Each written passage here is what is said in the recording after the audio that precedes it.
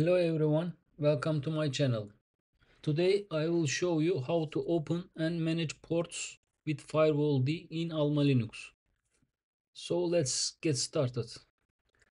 Firewalld uses zones to define trust levels for different network interfaces. To see the active zone, type this command. As you can see, active zone is public and our network interface card is assigned to public zone. Most of the time, it's set to public, which is a good default for a server. We will prepare a detailed video about zones in the future, but for now, just know that zones help you manage your firewall rules based on the network you are connected to. To see which ports are currently open in the active zone, we can write this command. As you can see, no port is open. But let's try another way. We should also see enabled services with this command on our firewall with list services. This will show you the services that are allowed through the firewall. The ports for these services are automatically opened. For example, 22 for SSH is opened. But when you enter this list ports command option, you cannot see the open port here. Let's say you want to open port 8080 for a web application. You can do this with this command.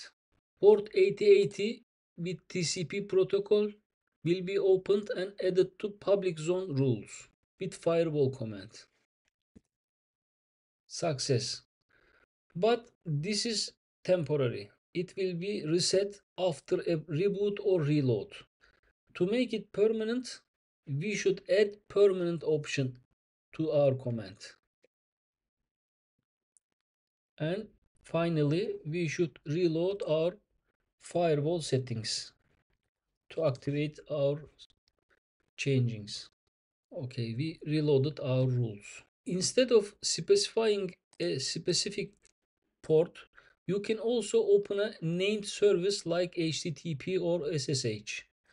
We will add service HTTP instead of a port and make this rule permanent to our active and default zone public. Successful. And finally, we should reload our rule again after making changes.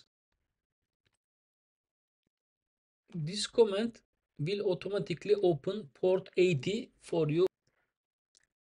Now let's see the active services in our firewall rules instead of ports.